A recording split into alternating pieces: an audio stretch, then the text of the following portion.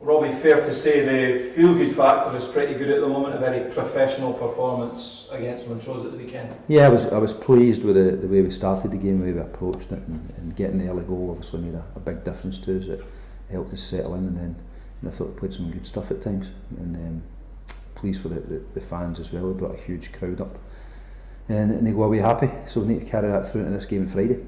Yeah, talking about settling in, Ian Harks, he's just stepped in and played like he's almost never been away. He must be really impressed with how he's. Yeah, I still think there'll be a bit of bedding in for him, to be honest. I think, he came on in the last kind of 20 minutes against a Montrose team. We were in the lead already. The game was very open, so I think he's going to take a little bit of time to bed into that, the way Scottish football is. But he's an experienced player for such a young player. He's played a lot of games in the MLS, which is a very, very good standard, and also in college football. He's been very impressive in it, so I would expect him to get used to Scottish football quite quickly. Yeah, you've obviously got high hope from him, but he's shown glimpses of what he's capable of, hasn't he? Yeah, look, he's a good young player, and he's the type of player we want to attract to this football club, and he's really hungry to do well. He's got a point to prove in coming to Europe and trying to progress, and hopefully he can move forward with the club. Another standout for the weekend, Morgaro Gomez. What a classy performance. You know what you get from Morgaro. You get it every single day in training, every minute he's at the club. He's very professional, he does everything right, he works extremely hard, and he carried that into the game, so I was pleased with. The likes of Morgaro, Fraser Fivey, players of that ilk, how important are they going to be in these coming games? How important is their experience going to be? Yeah, look, it's every player will have a huge part to play in this right to the end of the season. We've got 15 games left in the league, and then we've got some cup games as well, hopefully. And it's the squad will get utilised. There'll be players that will come in, there'll be players that come out, there'll be guys that play every single minute, but every one of them's got a huge part to play. So it's important that we try and keep everyone together, everyone fit and everyone happy. Yeah, and yourself as a player and as a manager, you've got a lot of big game experience. Another huge one coming up on Friday night. Yeah, it's a great game for us. To go down there, it's on TV, so we know that there'll be a good Dundee United support goes down, there'll be good United support, so there'll be good intensity at the pitch, but also it's on TV, so it's an opportunity for players to show how they've progressed. And obviously the previous result against them is something we want to go and right and make sure that we come away with 3 points with the opportunity to go joint top. Yeah, how important could a big following be? I mean, the fans have been fantastic this season. Yeah, they've been great. They've been absolutely phenomenal for me since I've been here. Even up at Montrose last Saturday, took about 2,000 there, which was great.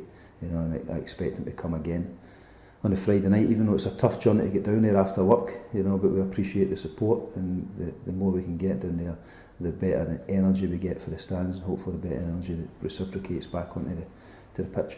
And with the tightness of the title race, how significant could a victory be? Yeah, look, I've said all along that these games are not the ones that win you leagues. It's the games after that. When you go on Queen of the South, Partick's, get games like that, Falkirk, Arrow, you have to go and try and win these games. But what these do is they breed confidence in the squad. They breed belief in the support as well, and it gives us an opportunity to lay down a marker.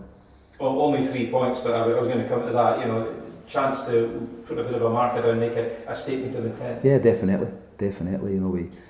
We're still looking to recruit. We'd like to be in a position that if we can get a result on Friday night, it then gives us that push to get the players in and really kick on from there.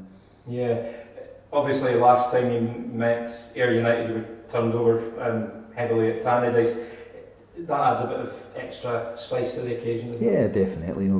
We were very disappointed with the result, but when you take a step back and you look at the game, there was periods in it where we actually played all right. We get caught out with some slackness in the middle, giving away possession in bad areas, and then at 2-0, once it went 3, we lost 3 goals in the last 10 minutes, which put a real dampener on the game. But we've looked at it, we've analysed it, we've tried to improve recently in the way we've been playing, and we hope to go down there with a slightly different game plan that we think should see us through. Yeah, Ayr United, Ian McCall admitted that the cup reversal to Auchinleck was the worst result of his career. Everyone will be very hurt of an Ayr United persuasion. How much of an effect will that have on Friday's game, do you think? To be honest, I don't think it'll have a massive effect on them. Obviously they'll be disappointed with the result, and I've been in those situations before. It's very difficult to go to these games and go to these teams and go and play.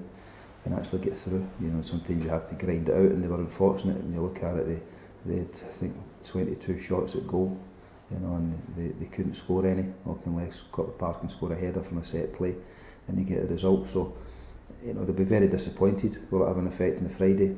You know, I wouldn't think as massive. I think the biggest effect will be for a United, where they can get their players back fit. Yeah, you mentioned bringing players in. Are you anywhere near landing? Yeah, like we're still trying to get some in. Whether we get anyone in for Friday night, I'm unsure. But we'd like to try and, you know, progress them to get them here as quick as possible.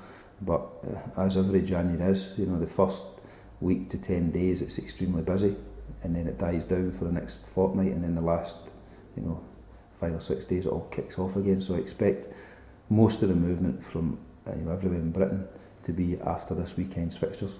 Nikolai Todorov and Blair Henderson, are they on your radar at all? No, well, the first one, Todorov, I had him at Hearts. He's been over in Italy, he's had some issues with his contract. He came back and he asked if he could come and train with us, so he's been in training, but there's no long-term plan there to bring him in. It was really just to have a look at him and help him out while he gets another club. And then, I don't know where the Blair Henderson one came from, to be honest. We had a trialist playing the game yesterday that looked remarkably like him, but I can assure you it wasn't him. So I think maybe somebody's been spying and put 2 and 2 together and get 15. Yeah, there's a lot of the spying things going about at the moment. Looking at team news for Friday, Skipper, is he back? Yeah, he'll be back in. Yep, look forward to getting him back. You know, yeah.